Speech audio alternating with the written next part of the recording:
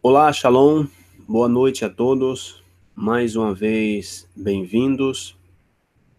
Estamos continuando a nossa série de estudos verso por verso do livro de Gênesis e hoje nos toca o capítulo 10.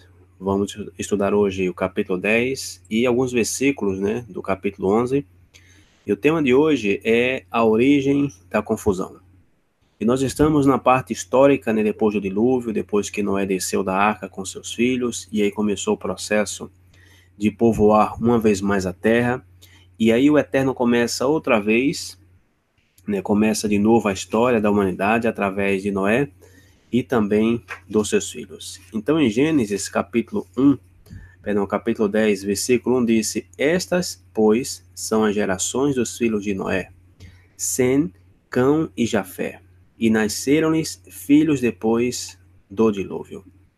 Então aqui nós vemos, que se menciona exatamente esses filhos de Noé, que são chave para podermos entender a história da redenção, já que tudo que conhecemos e sabemos do mundo, da humanidade, é justamente depois do dilúvio.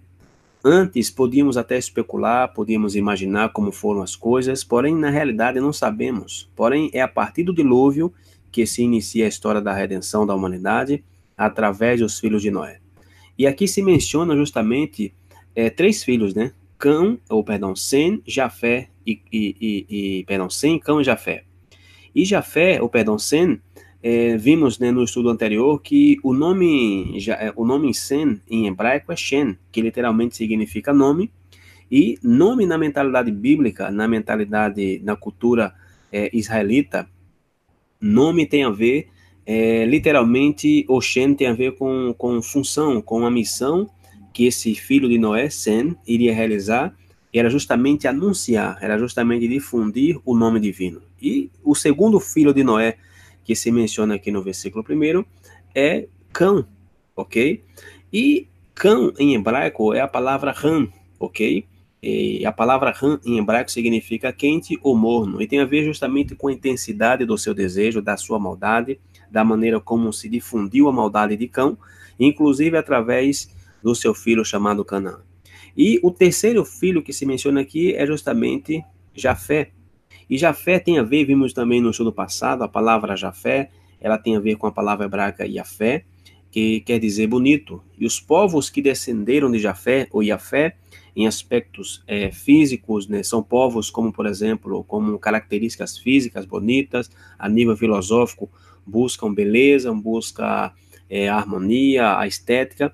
E a Bíblia disse que depois do dilúvio, então Noé teve justamente esses três filhos que se menciona aqui, Sem, Cão e Jafé. E o versículo 2 disse: E os filhos de Jafé são quem? São Gomer, Magog, Madai, Javã, Tubal, Meseque e Tiras. Então aqui se menciona mais uma vez o personagem Jafé, e é importante ler esse capítulo 10 porque aqui nós temos as nações que deram origem a toda a humanidade, 70 nações, e vamos ver como é a conta dessas 70 nações. Então aqui temos os filhos de Jafé, primeiro são quem? Primeiro é Gomer, que segundo os rabinos, Gomer, esse personagem, esse filho de Jafé, segundo os rabinos, é de onde vem justamente o nome Germânia, ou seja, a Alemanha. E mais adiante vamos ver que é daí que vem os judeus Askenaz, que vem desse território da Alemanha, da região da Europa Oriental, etc. E depois de Gomer, vem outro personagem chamado Magog.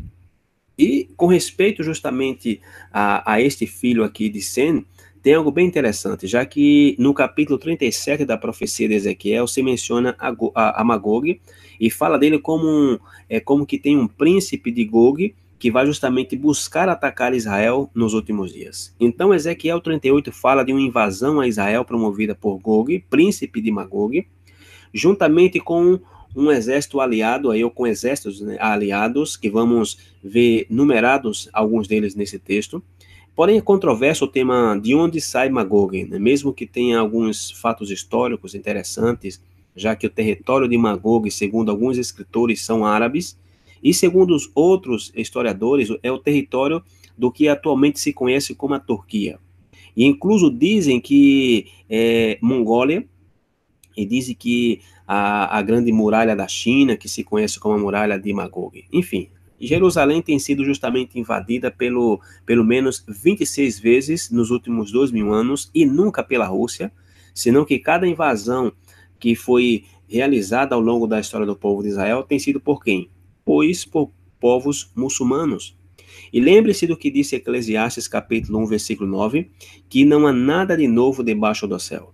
Então Israel tem sido atacada 9 vezes na história moderna, e nunca pela história se narra que Israel foi atacada pela Rússia, senão que tem sido atacado pelos muçulmanos. Meseque, ok, que se menciona aqui também, não é justamente a Rússia. Porém, vejamos o que disse o Salmo de número 120, versículo 5 ao versículo de número 7. Diz o seguinte: Ai de mim, que peregrino em Meseque e habito nas tendas de Quedar. A minha alma bastante tempo habitou com os que detestam a paz. Pacífico sou, mas quando eu falo, a eles procuram a guerra. Então Meseque, ele é o filho de Jafé, e esse Meseque provavelmente ele é onde se origina hoje, onde está hoje o país da Turquia. E Quedá é o filho de Ismael, e provavelmente seja a Arábia Saudita. Porém, Meseque, como muitos dizem, não é Moscou. Por quê? Porque o salmista não viveu na Rússia. Tampouco Moscou ameaçou de guerra ao povo de Israel nos tempos bíblicos. E temos 10 razões para acreditar que a Turquia é chave na profecia de Ezequiel, capítulo 38 e capítulo 39. Porque aí nesta profecia se identifica que virão contra Israel Turquia, Irã, Líbia e Sudão, que é justamente essa foto que colocamos aqui. E é interessante todo esse tema e todos esses personagens que aparecem. Por quê? Porque todas as igrejas de Apocalipse capítulo 2 e Apocalipse capítulo 3 estão em um só país, que é na Turquia. O trono de Satanás está na Turquia, como podemos ver em Apocalipse capítulo 2, verso 13. E mais uma vez, segundo o profeta Ezequiel capítulo 38 e o capítulo 39, mostra que o verdadeiro norte de Israel é a Turquia. E é interessante que a arca de Noé repousou depois do dilúvio aonde? No Monte Ararat, que é justamente na Turquia. Daniel capítulo 8 e Daniel capítulo 9 trata sobre o Império Grego e não sobre o Império Romano. Então, ao cair, esse império se dividiu em Grécia, Turquia e Síria e Egito, e Constantino Grande, ele, vamos dizer assim, que ele refundou a cidade de Bizâncio, a antiga cidade grega, e chamou de Constantinopla, capital do Império Romano Oriental, que sobreviveu ao Império Romano Ocidental mais ou menos por 243 anos, né, corresponde justamente à atual Istambul. Istambul está justamente na Turquia. Então, o Império Otomano, como a capital em Constantinopla, durou 6 séculos. E é interessante também que o rio Eufrates se originou ou se origina na Turquia, e está profetizado em Apocalipse 16 que esse rio vai se secar. Ou seja, que todos os países da Ásia Central, terminados justamente em Istã, são nações turcas. E a Turquia foi justamente a casa dos últimos, ou do último califato abolido em, se eu não me engano, em 1924 a 23, pelo que os muçulmanos, eles continuam vendo a Turquia como líder global do Islã. Ou seja, que hoje, atualmente, a Turquia é como se fosse o coração da religião islâmica. E o que quer dizer a palavra califato, já que estamos aqui dizendo que surgiu, que a Turquia é a casa do último califato? A palavra califato quer dizer o representante, ou seja, o homem. E segundo o Islã, o califato é o representante do povo, e é justamente o vice-regente do seu Deus, ou seja, que o califato, sendo um personagem, ele vai ser como se fosse o braço direito de Alá. Então quer dizer que em virtude, né, dos poderes delegados a esse califato e dentro dos limites prescritos no Alcorão e o ensinamento do profeta, se requer que califa exerça a autoridade divina. Então, se a gente conhece um pouquinho a nossa Bíblia, com quem soa isso, irmãos? Pois com o anticristo, o qual se passará pela verdadeira autoridade divina, e a autoridade divina, nós sabemos que é o Messias e Yeshua, e o contrário a isto é alguém que vai justamente dizer ser a autoridade divina e ter a autoridade do Messias de Israel, de ter os poderes de Deus na terra hoje. Então esta é a definição justamente do califa e o califato, justamente o Estado Islâmico, que podemos ver claramente aí nas notícias do dia a dia. E em Daniel capítulo 2, Daniel 2, versículos 42 e 43, disse o seguinte, Daniel capítulo 2, 42 e 43 disse, e como os dedos dos pés eram em parte de ferro e em parte de barro, assim por uma parte o reino será forte e por outra será o quê? Será frágil. Quanto ao que viste do ferro misturado com barro de lodo, mistura-se-ão com sementes humanas, mas não se ligarão um ao outro, assim como o ferro não se mistura com o barro. E eu fui buscar essa frase, né? Inclusive já falei várias vezes sobre isso em nossa série de estudos sobre o Islã, a besta e o anticristo. E essa palavra ferro misturado com barro, a própria palavra misturado é uma palavra do hebraico, ok? Do Strong H6151, que é a palavra árabe, ok? O árabe de árabe. E quem sabe alguém possa dizer que isso seja apenas uma coincidência. Porém, a gente tem que entender que na Bíblia não existe nada por acaso, ou que na Escritura não existe a tal coincidência. A Bíblia é como se fosse a matemática, onde 2 mais 2 tem que dar 4. Ou seja, isso aqui quer dizer o quê? Que por meio de uma aliança humana, porém, não se unirão assim um com o outro, como o ferro não se mistura com o barro. E em Apocalipse também, capítulo 9, se fala de 200 milhões de cavaleiros. Apocalipse 9, verso 16. E o número dos exércitos dos cavaleiros era de 200 milhões, e ouvi o número deles. E Ezequiel, capítulo 38, verso 5, disse, persas, etíopes, e os de Put com eles, todos com escudo e capacetes. Agora veja que interessante, por quê? Porque a Pérsia é o Irã. Temos os etíopes, ou o Sudão, que são países, ou um país africano limitado pelo Egito. Temos aqui Put, que é justamente uma referência à Líbia. Então vemos aqui que todos são países árabes que virão contra Israel. Aqui não se menciona países como Estados Unidos, nem sequer está na mente de João e de Ezequiel que os Estados Unidos iria atacar justamente o povo de Israel.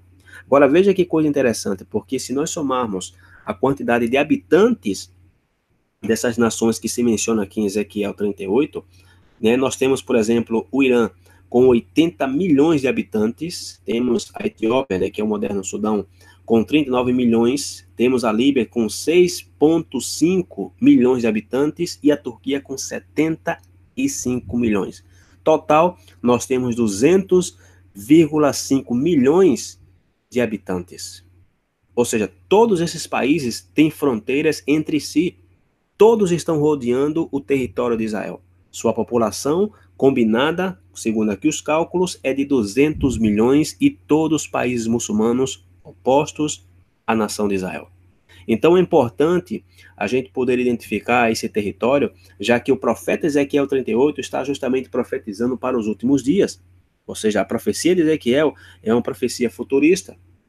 Então, de fato, a guerra de Gog e Magog, falando do fim da dispersão, do momento em que o Eterno vai trazer de volta a casa de Israel e a casa de Judá, é justamente depois de uma confrontação com Gog e os exércitos que o acompanham. Então, é importante ter essa informação a respeito, já que em Ezequiel 39, disse que depois desta guerra, depois que esta guerra se originar, porque depois dessa guerra, a partir desse momento, Deus vai revelar o mistério do porquê Israel foi levado disperso entre as nações, que foi justamente por causa do seu pecado, porque o Eterno teve misericórdia e fez justamente seu povo voltar de novo. Então seria o momento de terminar com o cativeiro de Jacó, cumprir o Salmo 126, né? Por isso que é importante a gente determinar os fatores e o que é tão próximo, né? Ou seja, tão próximo que estamos justamente da guerra de Gog e Magog. Então, os detalhes, né, pela qual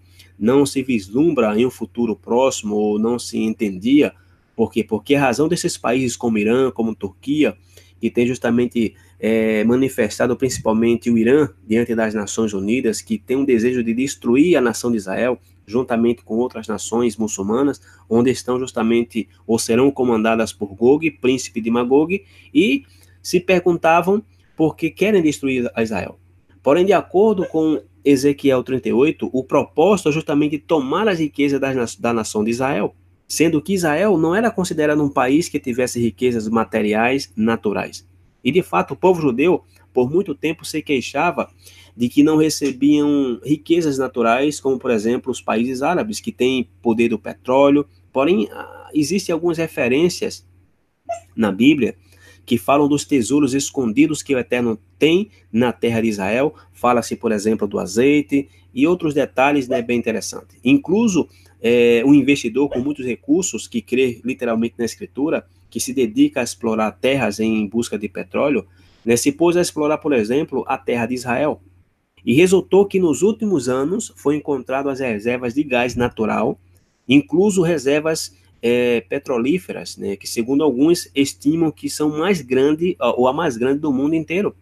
Então, está começando justamente, irmãos, a tomar forma e sentido a profecia de Ezequiel capítulo 38, para que as nações como os países árabes pretendam justamente invadir a Israel, e já não somente por motivos religiosos, senão agora por fatores econômicos. Então, em Ezequiel, no capítulo 38, no versículo 2 disse: E dize, assim diz o Senhor Deus, eis que eu sou contra ti, ó Gog, príncipe e chefe de Meseque e de Tubal. Porém, Gog e Magog, segundo alguns comentaristas, dizem que justamente está na Rússia. E dizem que é o rei do norte. Porém, o que é interessante aqui, irmãos, é que se vamos a Ezequiel capítulo, se a gente ver aqui esse versículo 2 de Ezequiel 38, ou seja, se queremos saber sobre a guerra de Gog e Magog, nós temos que saber primeiramente quem é Meseque e quem é Tubal. E onde é que Gog e Magog está?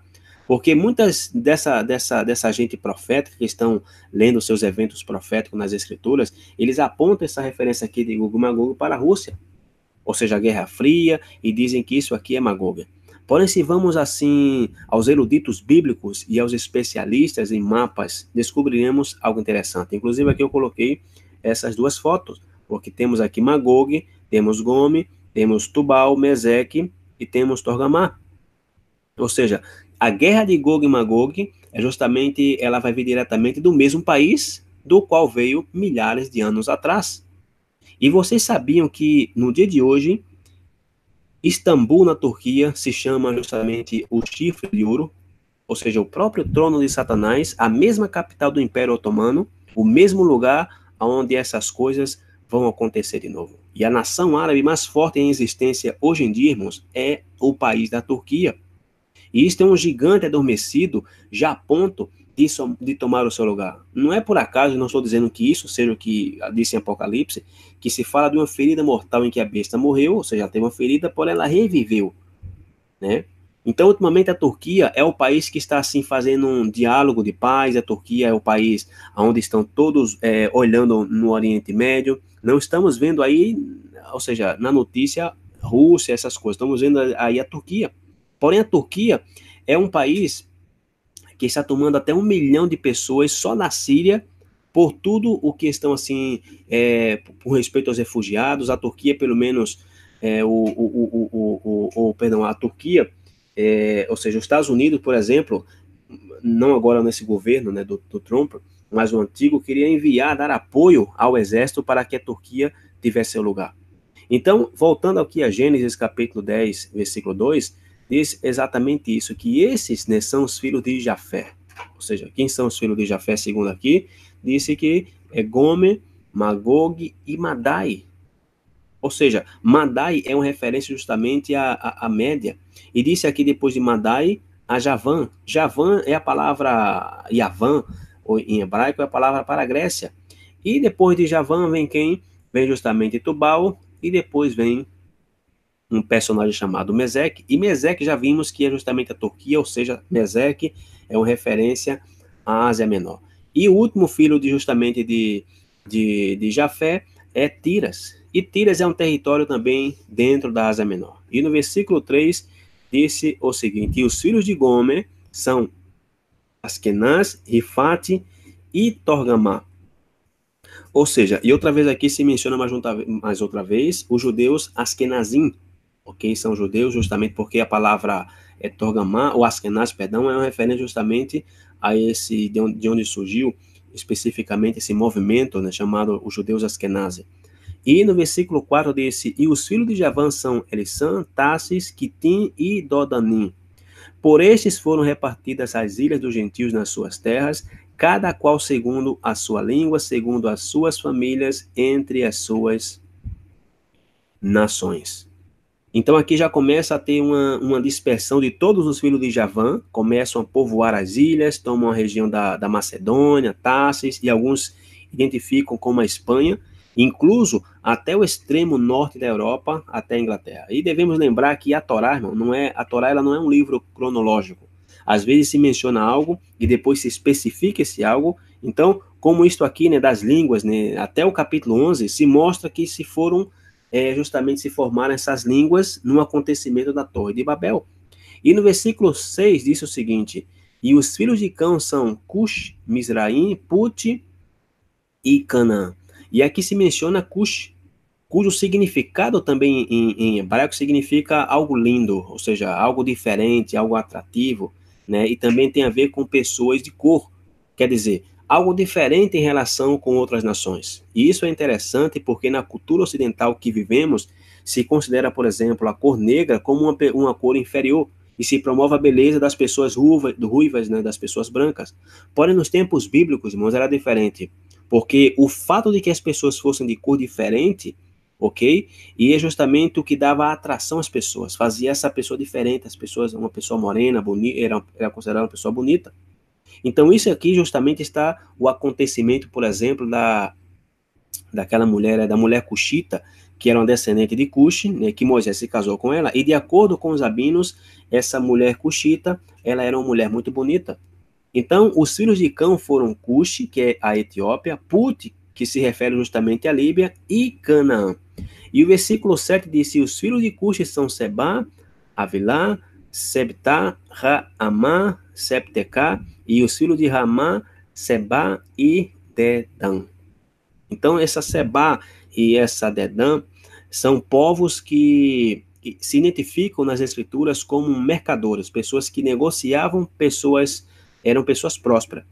E de Seba, ok, é de onde vem justamente a famosa rainha de Sabá, que subiu, né, com muitos presentes para ver o rei Salomão. Inclusive tem uma história dentro do judaísmo que dizem que aqueles judeus negros são justamente filhos da relação, os etíopes, né, segundo os rabinos, dizem que eles são justamente filhos de Salomão com essa rainha de Sabá.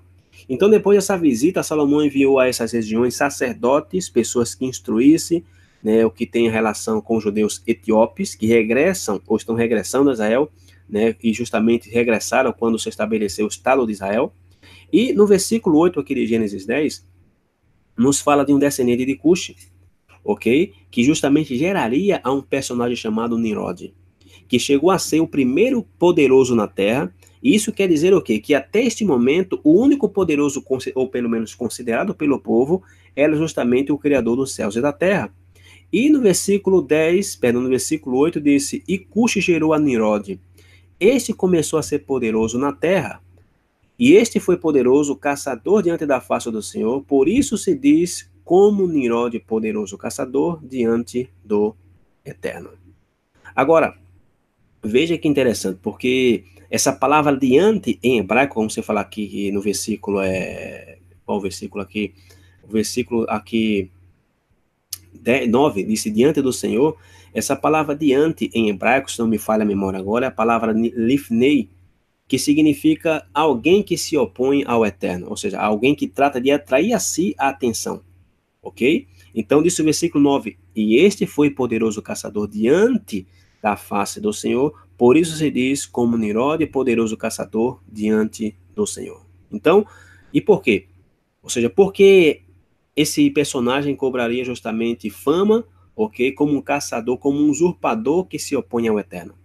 Porque se havia alguma preocupação nessas populações, né, que apenas começavam a se multiplicar e onde habitavam justamente as bestas selvagens, já estava aí permitido matar e comer. E sem dúvida, ao se organizar em comunidades, né, em kibbutz, né? Ao cozinhar a carne, o cheiro atraía as bestas feras do campo e começava justamente a ser perigoso para o povo. Então daí surge justamente esse vigoroso caçador que recebe essa fama de ser poderoso diante do Eterno. E de acordo com as lendas, Nimrod, né, ou seja, para ele começar a atrair a atração a si mesmo, ele começou a fazer isto e daí ele começa justamente a querer implantar um reino. Então existem muitas tradições dentro do judaísmo acerca de Nimrod, acerca de como ele levou as pessoas à idolatria, e disse o verso 10 que foi o começo do seu reino, Babel, ou seja, que ele é quem começou a confusão e os reinos que se levariam cativos, tanto a casa de Judá quanto a casa de Israel, porque por um lado, Babilônia, ok? E mais adiante no versículo 11 nós vemos justamente a Síria. E disse o verso 10, e o princípio do seu reino foi Babel, Ereque, Acade e Calné, na terra de Siná. Irmãos, cada palavra que aparece na Bíblia é importante. É importante e tem um significado profético. Por quê? Porque aonde está a terra de Siná? Ou seja, para a gente saber, temos que buscar no Oriente Médio, porque não pense você que Siná vai estar nos Estados Unidos ou vai estar na Rússia. Então, aonde está Siná? Está justamente na fronteira entre o Irã e o Iraque. E onde estão justamente as instalações, né, nucleares do Irã, estão na terra de Siná, diretamente ao norte de onde? De Meca. E isso é bem interessante, por quê? Porque a terra de Siná está na fronteira, mais uma vez, entre Irã e Iraque, e é o mesmo lugar onde Nimrod, o mesmo Baal, o arqui-inimigo do povo do Eterno, colocou seu acampamento para que o mundo inteiro lhe servisse e nem sequer o soubesse, e foi nessa localização do Oriente Médio onde toda a história se formou. Então, disse o versículo 11, né, porque aqui está justamente, esqueci de mostrar aqui a foto a vocês, aqui está onde está justamente Siná, ok? Está nesse território aqui, onde está justamente essa seta, ou seja, está no Iraque, entre o Iraque e o Irã, e está justamente ao norte de Meca, como vocês podem ver justamente aqui na foto. Então, no versículo 11, disse o seguinte, desta mesma terra saiu a Assíria, e ele edificou a Nínive, Reobote e Calá. E recém entre Nínive e Calá, esta é a grande cidade. Então, a maior parte das histórias, das lendas sobre esse Nimrod, podemos ler tanto na tradição judaica, como em livros seculares, né? Como que se chama, por exemplo, eu tenho um livro que está em espanhol, que se chama Babilônia, o Mistério Religioso, que fala justamente do culto a Nimrod. E no profeta Jeremias se fala justamente do culto a Tamuz. E isso tem a ver com as lendas de que Nimrod morreu jovem, teve uma esposa chamada Semiramis, e quando ele vê que seu reinado estava ameaçado devido à morte de Nimrod, ele inventa uma lenda de que o filho que a sua esposa estava esperando era justamente a reencarnação de Nimrod, e por isso que se chamou Tamuz. Então daí surgem todas essas lendas acerca da mãe de Deus, por quê? Porque se Nimrod chegou a ser considerado como um deus, seu filho representa o quê? Pois o filho de Deus, e a sua mãe representa a mãe de Deus, a rainha dos céus. Ou seja, não é por acaso que nós vemos por aí nenhuma religião os atributos de que Deus tem uma mãe. E no profeta Jeremias se menciona que Israel em algum momento caiu na perversão dessa apostasia, começou justamente a fazer bolos, a ofertar para a Rainha do Céu, que se celebra justamente em 25 de dezembro. Então, neste livro, A Babilônia, o Mistério Religioso, podemos ver que muitas dessas tradições, das doutrinas e do calendário, tem muito a ver com o culto que surge na Babilônia com respeito a Nimrod, Semiramis e Tamuz. Então, o profeta Ezequiel também menciona esse culto a Tamuz, que era o mesmo culto ao Deus Sol. Então, como aqui no capítulo 10 de Gênesis é a origem das civilizações, esses cultos se vão a todas as nações, e em todas as nações há um culto a uma deusa mãe. Então, de maneira que quando o cristianismo se paganiza no século IV, através de Constantino, se adota justamente essas lendas, essas doutrinas, e se cristianizam, ou seja, ele pega as doutrinas da Babilônia e cristianizam essas doutrinas, se misturam com o cristianismo, e daí surge o quê? O catolicismo romano. Então, aqui surge a apostasia. E no capítulo 10 é o começo da apostasia, a raiz do que fez quem? Nimrod. Então aqui se menciona essas cidades, né? Porque a cidade criada por Nimrod chama-se como? Chama-se Rehobote, e essa palavra Rehobote e significa caminhos ou ruas largas. Ok? Isso é o que significa essa cidade criada por Nimrod. Então, como nós podemos discernir biblicamente do reino de Nimrod, é que ele é o primeiro imperador a fortalecer sutilmente os vivos com quê? Uma confusão e uma mistura. E ele fez isso sobre quem? Sobre justamente, sobre a, como é que eu posso falar? Sobre, não sei se posso dizer, a inspiração de um deus chamado Anu, dos quais há uma infinidade de outros deuses, né, que foram sendo desenvolvidos por ele. Ou seja, ele mudou o caminho estreito das instruções do Eterno em vários caminhos largos através de vários deuses. Será que é por acaso que nós vemos no Novo Testamento Yeshua dizer que estreito é o caminho e larga é a porta? Ou seja, estreita é a porta, larga, ou seja, existe um caminho estreito e existe um caminho largo. E Yeshua fala que o caminho largo, que a porta larga, é o que leva justamente à perdição. Por quê? Porque quem abriu esses caminhos largos, essas portas largas, a porta da graça, e agora podemos fazer tudo, e temos a nossa própria religião, somos independentes do povo da Bíblia de Israel, foi justamente Nimrod. Já que a próxima cidade mencionada na Bíblia que Nimrod criou é Calá, ou seja, conclusão e força resiliente. Então, a obra acabada desse Nimrod completou o seu propósito, ou seja, que esse propósito é justamente indicado na nomeação da cidade final, que é quem? Que é a palavra, que é Recém, ok? E essa Recém, essa cidade que Nimrod também edifica, significa um freio. Ou seja, e o freio é um cabresto utilizado para controlar um cavalo. O cavalo é um animal que serve ao homem. Assim que o objetivo do reino de Nimrod era o que? Oferecer controle instrutivo sobre seus servos. Como que ele fosse justamente, já que ele era um caçador, ele montava no cavalo, entre aspas, dominando o povo, por meio de mistura e confusão nos caminhos do Eterno. Em novas formas ditadas por um novo Deus chamado Anu, que gerou vários caminhos largos através da criação de vários deuses. E é nessa cidade de Recém, que é chamada a grande cidade, o que significa o sistema de controle fora dos caminhos do Eterno, com mistura, com confusão através do falso Deus Anu e seus deuses derivados, e é justamente essa é a maior conquista de Nimrod. Então essa palavra, esse Deus Anos, ou Anu, perdão, não Anos, Anu, Anu, não é Anu, Anu, que é N-A-O-U, é muitas vezes referido como o pai dos deuses. Então, este, irmão, é o perfil bíblico de Nimrod. Agora, o que é que isso tem a ver, irmãos? Tudo isso que eu estou falando aí, talvez tenha pessoas não nem entendendo bem. O que é que isso tem a ver e o que é que isso é importante para nós? É importante por quê? Porque nós não devemos querer ser como Nimrod, cheios de confusão e de mistura. Por quê? Porque nós estamos chamados a sair fora da confusão e da mistura. Apocalipse 18. Devemos examinar nossa adoração ao Eterno e ter a certeza de que nós não temos formas provenientes desses falsos deuses que todos saíram conceitualmente de Nimrod.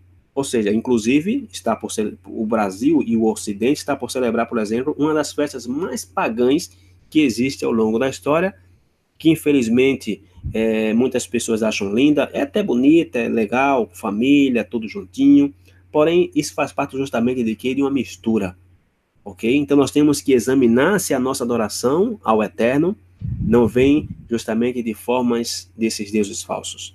Então no versículo 13, disse o seguinte: E Misraim gerou a Ludim, a Anamim, a Leabim, a Naftuim, e disse o versículo 10 a Patrocim, a Causlim, de onde saíram os filisteus, e a Caftorim. E essa palavra aqui que se menciona no versículo 4 é de Patrocim e de Causlim, saem quem? Os filisteus, que são quem? Os maiores inimigos do povo de Israel. E os filisteus, eles são a mistura dos filhos de Anak, os gigantes, né, que vimos em Gênesis capítulo 6, e tem a ver com os anjos caídos, os anjos que abandonaram sua morada, se misturaram com mulheres, e de onde surgiu quem? Golias. E isso é importante notar porque nesse capítulo podemos fazer uma conta das 70 nações, excluindo, por exemplo, como é que se diz assim, ou incluindo os filisteus e a Sem, a Cão e a Jafé, por quê? Porque eles são os pais dessas nações. Porque de Jafé descendem 14 nações, de Cão, segundo a Bíblia, o Ram, descende 30 nações, e de Sem descende 26, então se exclui quem? Os filisteus, por quê? Porque os filisteus são uma mistura de povos. Então as 70 nações do mundo estão representadas aonde? Se representa na festa de Pentecostes, ou perdão, na festa das cabanas. Por isso que a Torá manda, ou mandava, quando havia templo, se sacrificar na festa dos tabernáculos 70 touros em favor das 70 nações. Por isso que a Bíblia fala que de tal maneira Deus amou o mundo. E poderíamos dizer que essas 70 nações foram dispersas em todo o mundo, que curiosamente de Jacó descendem quem? 70 que entraram no Egito e que são, por exemplo, tipo de semente santa que Deus iria levar a todas as nações. Então, de maneira que todas as nações podem também ser participantes da salvação que Deus deu através de Abraão, de Isaac e Jacó, se enxertando na oliveira, como fez Ruth, como fez Raabe, e etc. Então, os capítulos 10 e 11 são a introdução para que nós saibamos especificamente de onde vai sair a semente santa, da promessa, de onde vai sair justamente a luz das nações, o sacerdócio real, um povo que vai levar a instrução divina, a manifestação do nome do Eterno a todas as nações. E no versículo de número 15, disse o seguinte: E Canaã gerou a Sidom, seu primogênito, e a Rete, e ao Jebuseu, ao Amorreu, ao Gigazeu, ao Eveu, ao Arqueu, ao Sineu e ao Arvadeu. São quase até línguas estranhas, né, esses nomes aqui. Ao Arvadeu, ao Zemareu, ao Ramateu, e depois se espalharam as famílias dos cananeus. E disse o verso 19: E foi o termo dos cananeus desde Sidom, indo para Gerá, até Gaza, indo para Sodoma e Gomorra, Adimá e Zeboim, até Lasa, ou Lassa. Ou seja, é interessante que aqui se menciona até os termos dos cananeus, ou seja, isso aqui é no norte do Líbano. E termina aqui dizendo também Gaza, ou seja, Gaza é o sul frente ao mar, que atualmente é a faixa de Gaza, onde está quem? O grupo terrorista do Hamas. E é o território que foi entregue aos palestinos e é justamente motivo de conflito na atualidade contra Israel. Então, todas essas cidades, irmãos, se corromperam e estão na região do Mar Morto, ao sul de Jerusalém. E no versículo 20 diz o seguinte: Esses são os filhos de Cão, segundo as suas famílias, segundo as suas línguas, em suas terras, em suas ações. Ou seja, aqui em síntese, podemos ver que de Jafé vêm as nações europeias, de Cão as nações africanas e as nações orientais, e de Sem, ou Shem, que é a linha de onde vai seguir o Eterno para levar seu nome, sua instrução a todos os povos. Verso 21. E assim geraram filhos. E ele é o pai de todos os filhos de Eber, o irmão mais velho de quem? De Jafé. E é interessante que quando aqui disse que Sem é o pai de todos os filhos de Eber, aqui o Ever, né, em hebraico, aqui justamente é onde surge, por exemplo, a origem do nome hebraico, ok? Por quê? Porque essa palavra Eber, ou Ever, né, a parte de um nome, tem a ver com o verbo avar, que significa cruzar ou passar. Isso, assim, tem a ver nesse contexto, porque, por um lado, temos a Síria, Babilônia, né, se convertendo em um reino, quer dizer, as cidades que Nimrod fundou se converteu em um território inundado pela idolatria. Reinos que apostataram, que deixaram de ser agradecidos ao Eterno e fundaram seu próprio império. E agora vamos justamente chegando ao capítulo, ou seja, vemos aqui até onde chega seu egoísmo, seu desejo de rejeitar o governo do Eterno, justamente no capítulo 11. E por quê? Porque, por um lado, mais uma vez, a Síria e a Babilônia, com toda a sua idolatria, e geograficamente existe um rio que divide todo esse mundo antigo de idolatria, que é o rio Eufrates, né? E da terra de Canaã, que Deus chama Abraão para possuí-la. Então Deus disse a Abraão que deixasse sua terra, que deixasse sua parentela, toda essa terra idólatra, e literalmente chama Abraão a avar, a cruzar o rio Eufrates, que equivaleria a ir a uma área desconhecida, mas além da civilização que se supõe que estava nesse território, né, aparentemente que sim, mesmo com muita idolatria e com muita imoralidade. Então, Sem é o responsável de começar justamente a difundir os ensinamentos e as instruções de Deus. Por isso que na tradição rabínica diz que Melquisedeque era Shem, ok? Que discordamos com isso, porém eles dizem que era Shem, por quê? Porque Shem, segundo eles, era como se fosse o Moré de Abraão. E Shem é quem ensinava a Abraão a, justamente, segundo a tradição rabínica, a Torá. Por isso que diz que Abraão deu dízimo de tudo, etc. Porém, esse é um tema controverso, que já tratamos justamente, é um tema chamado Melquisedeque, o sacerdócio, e aí explicamos quem é Melquisedeque, de acordo com os textos bíblicos. Então, mais uma vez, os rabinos dizem que esse Sem foi quem criou uma escola onde ele começou a ensinar a revelação de Deus a todos os filhos desse Eber, que se converteria no ancestral de todos aqueles que cruzariam, ou seja, que vão contra a corrente, que estarão dispostos a deixar sua terra, sua parentela, suas tradições, tudo que representa este mundo de hoje. E como, por exemplo, estamos no mês de dezembro, se acostuma o quê? A adorar ídolos. E por outro lado está quem? Os que vão cruzar o rio, ou seja, aqueles que vão ir contra a corrente e declarar que há somente um Deus verdadeiro. E no versículo 22 disse, e os filhos de Sem são Elão, Assur, Arfaxade, Lude e Arã. E os filhos de Arã são Uz, Ul, Jeter e Mas. E Arfaxade gerou a Selá, e a Selá gerou Eber. E a Eber nasceram 2 filhos, e o nome de um foi Peleque, porquanto em seus dias se repartiu a terra, e o nome do seu irmão foi Joquitã. Ou seja, aqui se menciona esse Peleque, e Peleque significa justamente divisão.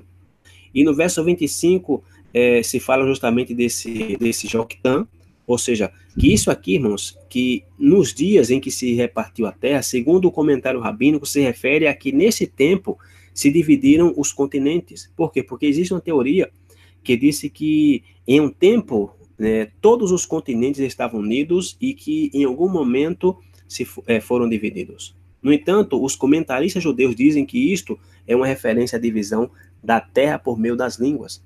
Então podemos ver que a Torá ela não é cronológica. Às vezes faz referência a fatos futuros, não a fatos presente e nem passado. E no verso 26 disse, e Joctã gerou a Almodá, a Selefe e a Razmavé. Esse aqui é quase estranho mesmo. Razmavé, a Gerá e a Radorão, ao Sal, a Dicla, ao Baal, a Abmael, a Sebá, ao Fi, a Avilá e a Jobabe.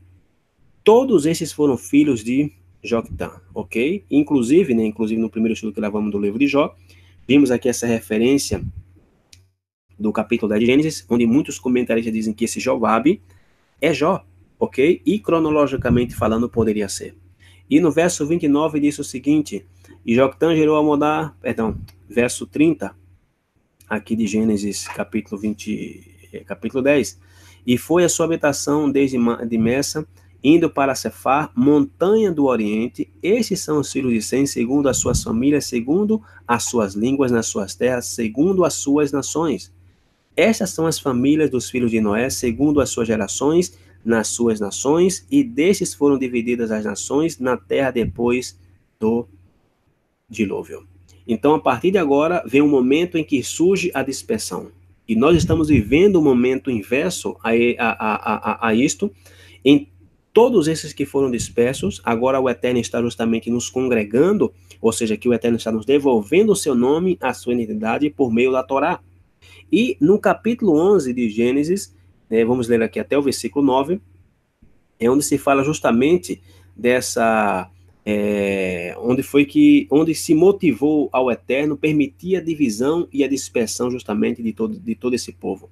E em Gênesis 11:1 disse, e era toda a terra de uma mesma língua e de uma mesma fala.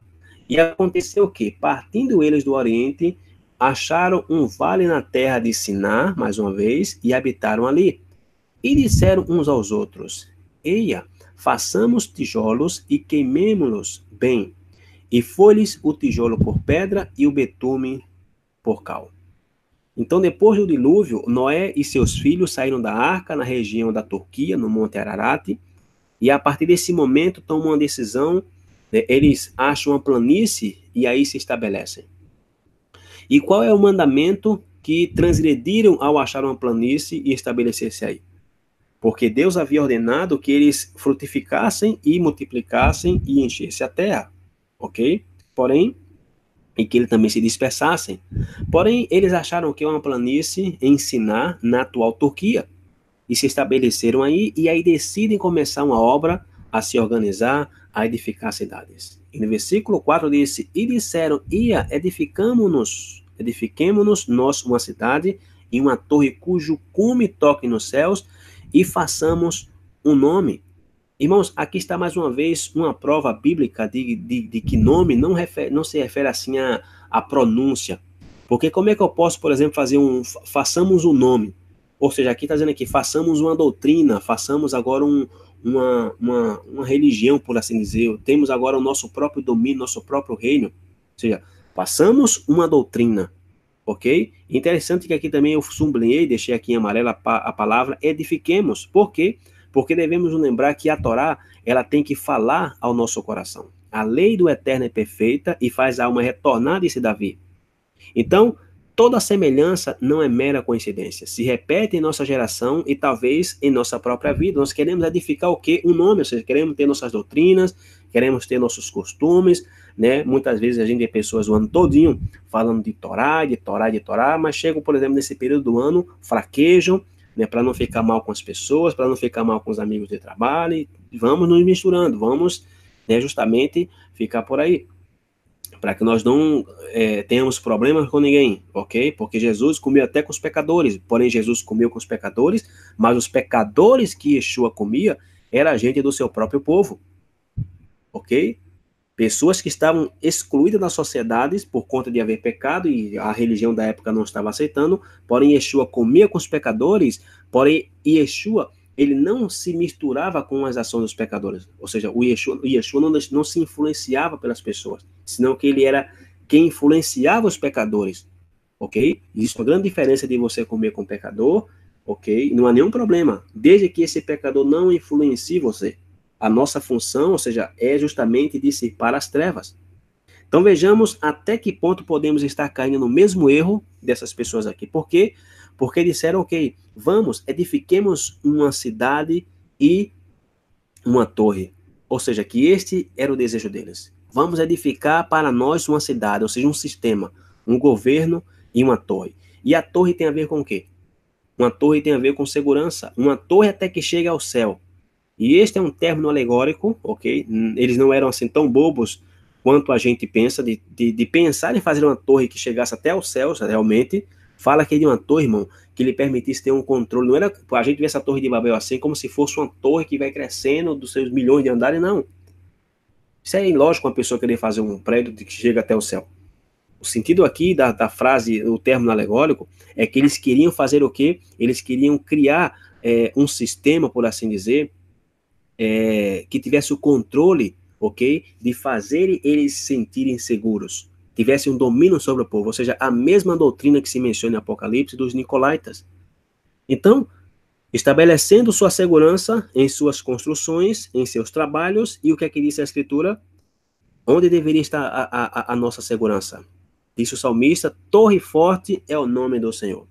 E mais uma vez, nome significa mais que uma pronúncia, é algo que vai muito mais além de somente saber o significado das 4 letras, né, Yud Rei Vav Rei ou YHWH. O nome tem a ver com os seus ensinamentos, com as suas instruções, com a sua palavra. Então, de modo que disse, torre forte é o nome do Eterno, quer dizer o quê? Que nossa fortaleza, nossa segurança está baseada no nome do Eterno, que é revelado através das suas instruções. Em que sigamos os seus mandamentos, em que guardemos suas instruções, não confiemos em carros nem em cavalos, em cidades, em torres, confiemos no nome do Eterno, em sua palavra.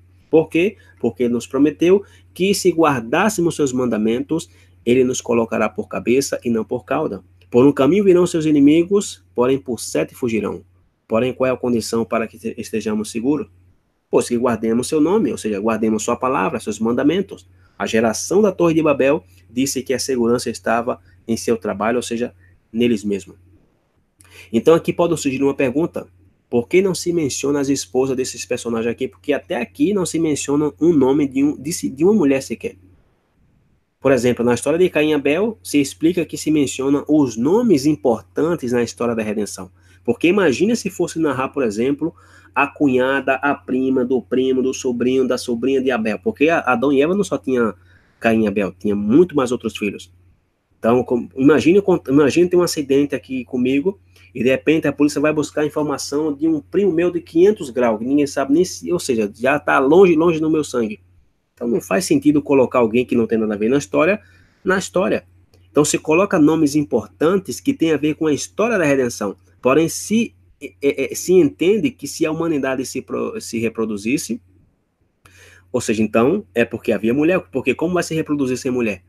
É lógico que havia mulheres, porém não se menciona, por exemplo, ou seja, se menciona os patriarcas para dar a entender de onde vem a cronologia. Por isso que não se menciona as mulheres, né, com frequência, né, assim, com muito mais frequência que os homens.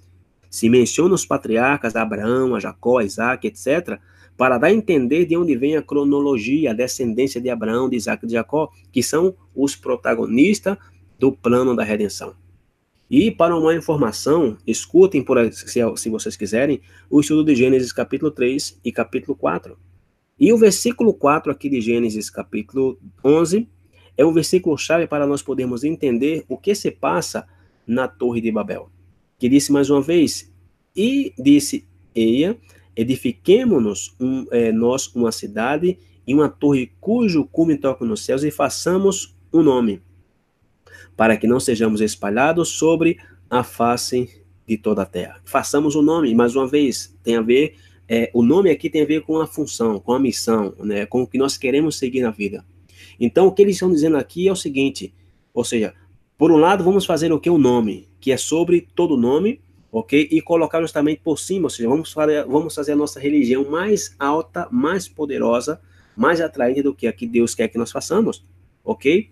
Então, vamos ver aqui qual é o resultado imediato depois desse projeto, porque primeiro eles desafiam o mandamento de Deus de se espalhar sobre a terra e logo fazem o que? O nome, né? Construir uma torre, e a motivação de tudo isso aqui é o temor a outro juízo. Por quê? Porque vejamos a parte final do versículo, isso aqui, para que não temamos, ou seja, aqui, ó, para que não sejamos espalhados sobre a face de toda a terra, ou seja, era um temor que eles tinham.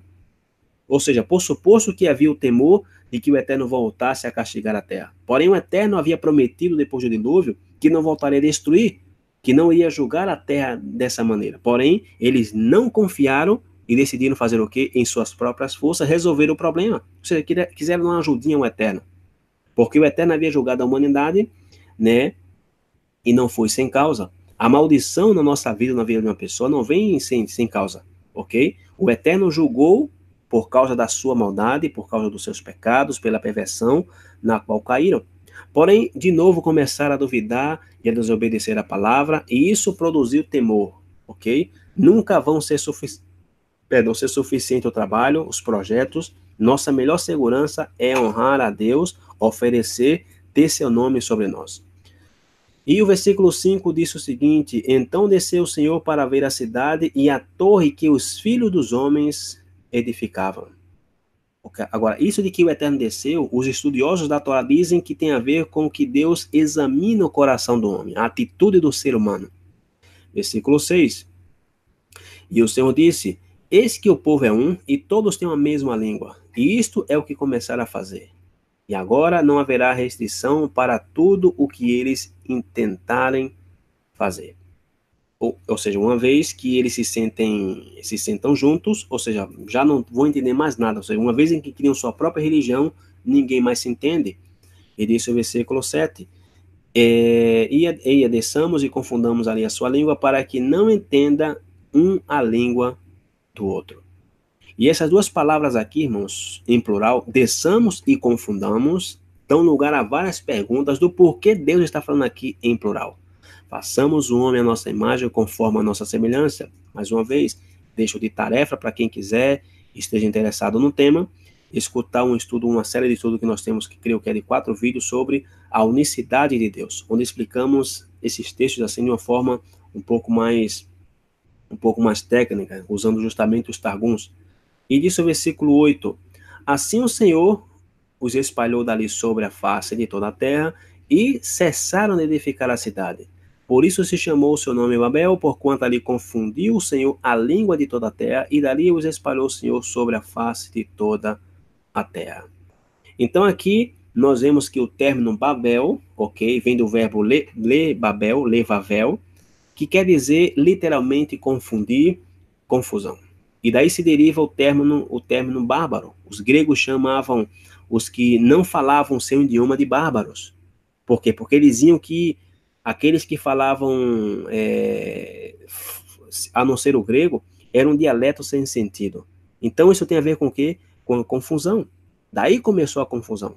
E a aplicação, irmão, desse estudo de hoje é que nós nos encontramos em uma, como é que eu posso falar, uma desjunção, porque, por um lado, está aí o exaltar o que o mundo adora, né, a corrente deste mundo, fazer o que Nimrod fez, chamar a atenção para si mesmo, né, querer fazer as coisas da nossa maneira, da nossa própria capacidade, interpretar a Bíblia da nossa própria maneira, isso se aplica, isso não se aplica, se colocar à frente da face do Eterno, de frente do que o seu nome é, e tratar de edificar algo que é nosso, edificar uma religião apostata diante do Eterno, motivada pelo temor, pela cobiça e por muitas outras razões. E o único que isso vai gerar é mais temor. Por isso que a Escritura disse que aquele que teme é porque não tem sido aperfeiçoado no amor. Por quê? Porque no amor não há temor. Uma pessoa que teme não tem tido assim um verdadeiro encontro com o Eterno. E não me refiro a que temer ao Eterno, tem medo de fazer as coisas para o Eterno. O que se passou com a humanidade foi querer se assegurar por eles mesmos, buscar sua proteção fora do nome do Eterno, ou seja, fora das suas instruções de Deus, fora dos mandamentos do Eterno, da linha e do caminho que o Eterno estabeleceu, e aí começou a sua degradação. No momento em que começam a deixar de agradecer a Deus, a edificar seu próprio império, começando justamente com a degradação, com o deterioro da humanidade, que Paulo fala em Romanos capítulo 1. E aí começa justamente a religiosidade, o se sentir seguro com os bens materiais, com o emprego, com o trabalho, indo tudo bem, ou com os objetivos tangíveis, que é uma tendência bem típica do ser humano. A gente é dado a se apegar às coisas, né? A achar que tendo as coisas na mão vamos ser felizes ou vamos estar protegidos. E nas Escrituras tem muitos casos em que o povo de Israel perdeu sua fé, duvidou da palavra de Deus e aí começou a confiar em objetos, incluso objetos sagrados, como menorá, né? Quando, por exemplo, lutavam contra os filisteus, ao invés de confiar no Eterno e se arrepender dos seus caminhos, aonde o povo de Israel colocava sua confiança? Pois na Arca do Pacto, na Arca da Aliança, ou seja, a Arca da Aliança, ela se tornou um amuleto, e por isso, creio eu, que o Eterno escondeu, fez com que essa arca sumisse, que alguém roubasse, segundo a história foram os filisteus, porém hoje não se sabe onde está. Essa arca sumiu. Por quê? Porque se tornou um objeto de amuleto para o povo de Israel. E creio exatamente que isso será justamente a imagem que se fala em Apocalipse, que a besta vai fazer essa imagem falar. Por quê? Porque era onde Deus falava por isso que eles tinham a arca como amuleto, porque eles tinham precedência, eles tinham já, como é que eu posso dizer? Já tinham uma experiência de ver o Eterno falando por meio da arca.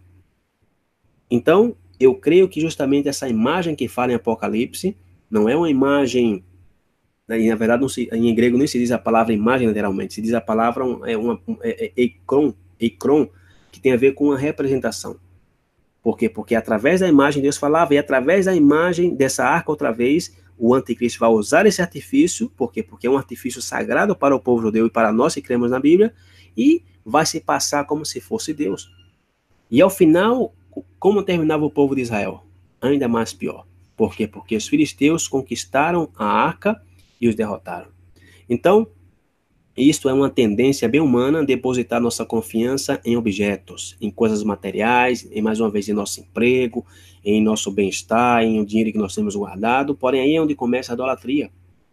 a desviar justamente a nossa visão da palavra de Deus. Então é bem importante que isso fique bem claro. E que nós adoremos a sua palavra, suas virtudes, seu caráter, ok? Nós temos que adorar e exaltar o que o Eterno é. Enquanto não percamos de vista seus mandamentos, que é o que nos protege, então nós não teremos nenhum tipo de perigo. Porém, no momento em que nós queremos palpar, nós queremos materializar tudo isso aqui, e mais além do que está escrito, aí é onde começa a decadência. E temos um caso, por exemplo, na comunidade de Éfeso, na igreja de Éfeso, onde a mensagem de Yeshua a essa igreja disse o quê? Que eles tinham obras.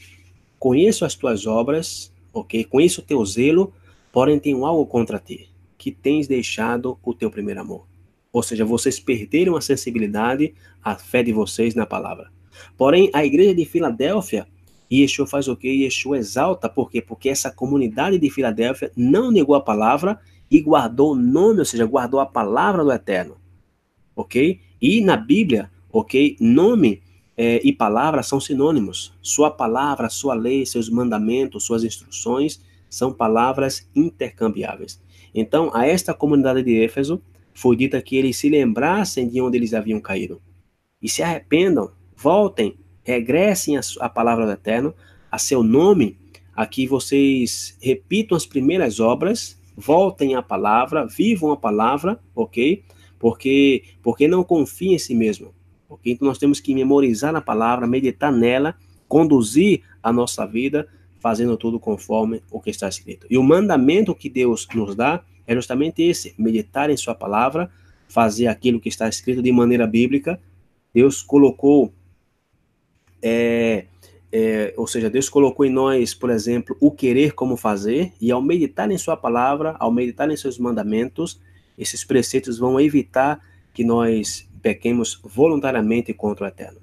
Então a nação deixou de lado justamente a palavra de Deus, sua palavra clara, precisa, e o que acontece, irmão, ao deixar a palavra de Deus de lado? Pois foram atrás de quê? De fábulas, da mentira e da confusão causada justamente por esse personagem chamado Nirode. Então, de maneira que nós temos duas opções. Por um lado, a palavra pura do Eterno, o leite espiritual não alterado, sua verdade eterna, tal como saiu da sua boca, que quando Yeshua disse a seus discípulos que muitos que lhe seguiam, o seguiam somente pelo que Yeshua lhe dava, por uma segurança momentânea, por uma segurança efêmera. E aí Yeshua disse aos seus discípulos que não buscassem as coisas materiais, porque cedo ou tarde eles voltarão a ter fome, voltarão a ter sede. E Yeshua disse que eles deveriam buscar a sua palavra, né, que é justamente a sua Torá, as suas instruções, os seus mandamentos, ok? E quando Yeshua disse isso, muitos, ou seja, muitos que seguiram o Messias, deixou de seguir. Por quê? Porque somente buscavam o Messias pelas coisas materiais. Porém, Yeshua disse aos seus discípulos: vocês não querem também não? E aí diz a Bíblia que Pedro respondeu dizendo: Senhor, aonde nós iremos, se somente tu tens a palavra de vida eterna? Então, de maneira que nós temos tudo o que este mundo oferece, a fama, as riquezas materiais e várias outras coisas, e por outro lado temos tudo o que vem da descendência de Sem, de Eber, de Evra, que significa cruzar, né, que atravessa e vamos justamente ao outro lado do rio, em um lugar que não conhecemos. Porém, vão justamente motivados por seu nome, ou seja, por sua instrução, por sua palavra, e esta é a opção a qual temos diante de nós nesse dia de hoje. E o que foi que causou o cativeiro do povo de Israel? O que motivou justamente toda essa confusão? Pois o engano do seu próprio nome, da fama, dos bens materiais. E como podemos começar a restauração da confusão? Como podemos sair da Babilônia? Como podemos voltar a falar uma só língua? Como evitar, irmãos, voltar a sermos dispersos? Pois é nos arrependendo e voltando à sua palavra, ok? A seu nome, a sua lei que é luz, sua luz que é sua glória que é seu filho, e tudo isso nos faz voltar aos seus mandamentos. Conhecer a história nos ajuda a não repeti-la, nos ajuda a não cair nos mesmos erros de querer edificar com nossos recursos, né, ter segurança por nós mesmos. Por isso que o profeta Isaías, no capítulo 26, versículo 3, disse: Tu guardarás em perfeita paz aquele cujo propósito está firme. Por quê? porque confio em ti. Então, a bênção mais grande que nós podemos ter, a bênção mais grande que o Eterno pode nos dar e nós podemos se sentir abençoados com isso, é que somos parte do período da restauração. Quando Deus está justamente revertendo a maldição de termos sido dispersos, de falar várias línguas, e agora estamos buscando falar o quê, irmãos? Uma só língua, a Torá, os princípios bíblicos, ok? O Eterno está revertendo essa maldição. E agora está justamente nos regressando a ter um mesmo sentir através da sua palavra. O Eterno está nos devolvendo uma língua santa, está nos devolvendo a Escritura. E este é o primeiro passo para que todos, em uma só voz, com uma só língua, lhe adoremos e lhe exaltemos. E o Eterno está nos fazendo voltar à sua palavra, está nos chamando dentre as nações, então nós somos parte dessa restauração. Estamos vendo a história da dispersão, ok? E você e eu estamos reunidos desde os 4 ângulos da terra em um mesmo sentir. Podemos discordar em alguns pontos da Bíblia, porque isso é normal, inclusive os próprios apóstolos discordavam. Porém, estamos buscando o quê? Restaurar seu nome, a sua palavra. E é interessante também que no Salmo de número 4, eu nem sei se coloquei esse salmo por aqui, coloquei, o Salmo de número 4, no versículo 3, disse: saibam que o Senhor escolheu o piedoso. O Senhor ouvirá quando eu o invocar. E a palavra piedoso, ok, que aparece aqui, nesse Salmo de número 4, em hebraico é a palavra Hassid, ok? É justamente onde vinha, por exemplo, o movimento judeu chamado os Hassidim, os racídicos. Por quê? Porque vem dessa palavra aqui, justo. Separados, né? Alguém que se consagra para viver de acordo com a Torá. E quem poderia ser considerado ao longo da história como o verdadeiro racídico, o justo, o piedoso e o consagrado por excelência? Pois a Yeshua. Então, se pudéssemos colocar o oposto de Nirode, que se opõe a Deus, que desafiou sua autoridade e tratou de criar um reino para si mesmo, pois é sem dúvidas Yeshua, que sempre tratou de fazer o que agradava a seu Pai, levar todas as pessoas à adoração, ao culto ao Deus verdadeiro, como justamente vivendo uma vida piedosa. E a promessa que está aqui no Salmo 4, verso 3, é que o Eterno ouvirá quando clamamos a quem? A Yeshua. Então, se você tem dúvida se é pecado, se eu clamo a Yeshua ou não clamo, aqui está a resposta, irmão. Quem clama a Yeshua é ouvido por Deus. E por que isso é significativo? Porque é interessante, irmão, como as nações que estão dispersas e caíram em idolatria e em toda essa classe de materialismo dentre todas as nações, o Eterno está recolhendo quem? Um remanescente. E daí desse remanescente, quem que vem? Vem você e vem eu. Somos fruto dessa colheita feita por um justo, por um racídico, por um piedoso. Então esse Salmo 4 diz que o Eterno ouvirá quando alguém clame a Yeshua, clame em nome desse consagrado. Isso nos dá o que? O entendimento de como é que Deus escuta as nossas orações quando nós invocamos ao piedoso. Então, muitas pessoas que pensam, eu não vou orar a Yeshua, por quê? Porque Yeshua é um ser humano. Então, sinceramente, tua oração não está chegando nem sequer no telhado. Porque sempre, ao longo da história da Bíblia e do povo, da humanidade, Deus colocou um mediador. Moisés era o mediador, Arão era o sacerdote. Sempre houve alguém que intermediava entre Deus e o homem. Então nós não podemos fugir a quem fugiu essa linha de não buscar a Deus por via de um mediador, foi Nirode que começou com essa dispersão, com essa confusão. Então, quando alguém diz por aí, que Yeshua é um ser humano, nós não podemos orar a Yeshua, ele simplesmente nos ajuda. Ou seja, essa pessoa está justamente seguindo a doutrina de Nirode.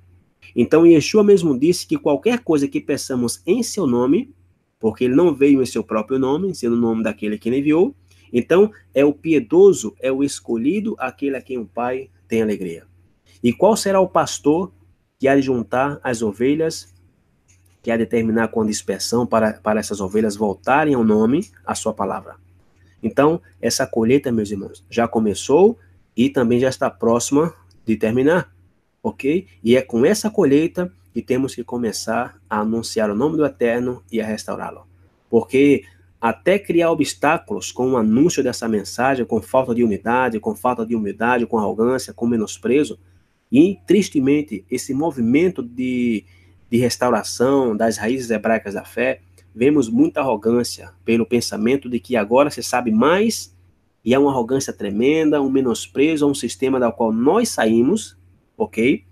Nós não temos que ser contra os cristãos, temos que ser contra o sistema, porque estávamos dentro do sistema e nós não gostávamos quando alguém ia contra nós.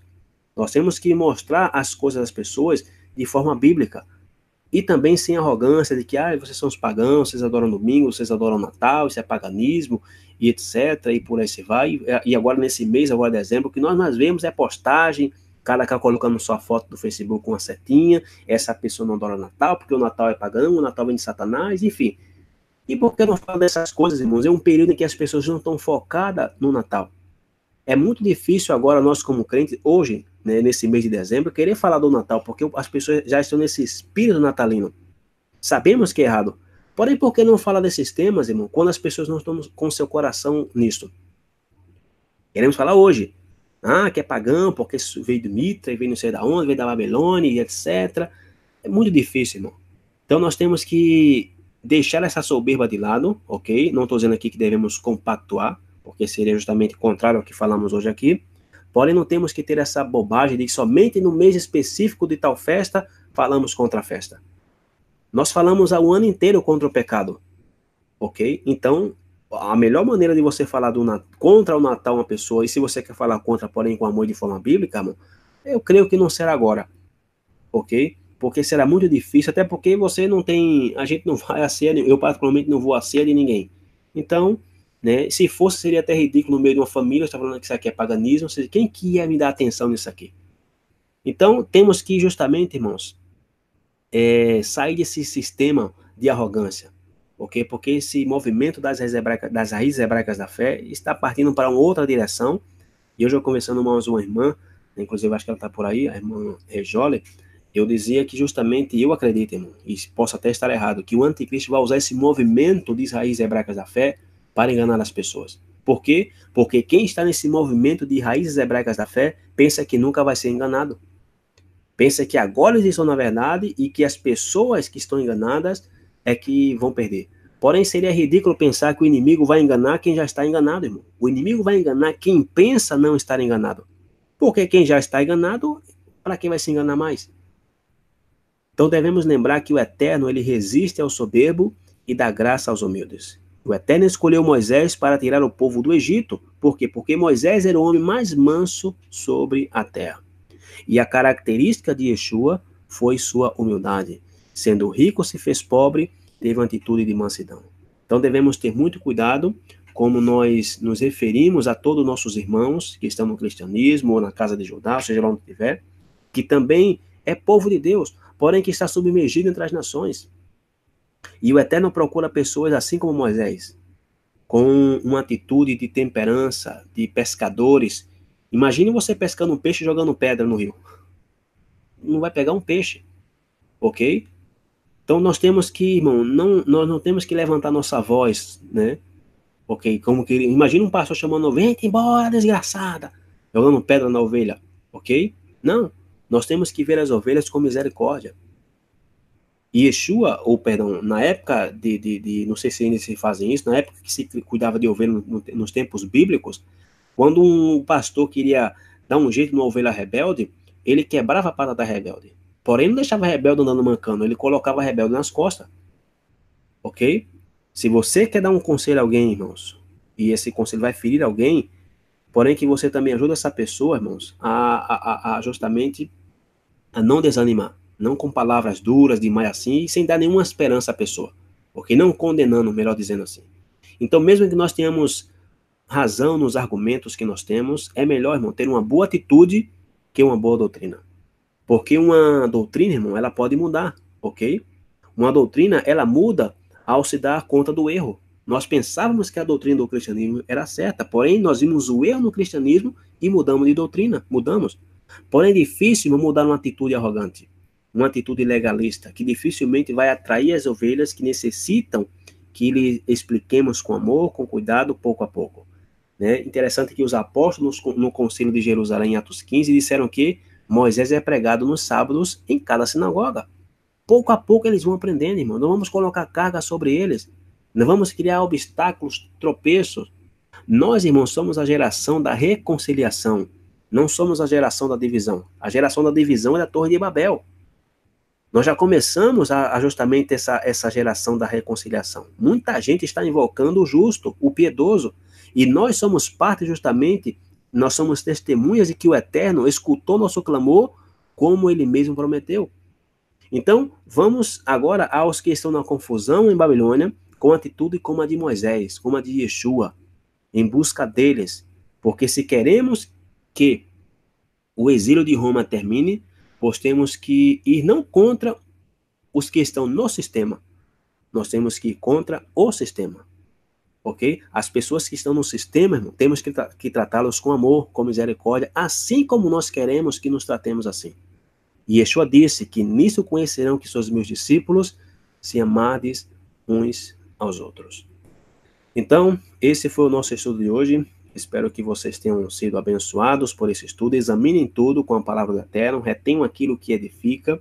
Não sejamos apenas um ouvinte ou um simples ouvinte da palavra de Deus, sejamos um cumpridor da palavra, porque só assim que podemos crescer em graça, em conhecimento, e só assim podemos chegar ao lugar tão desejado.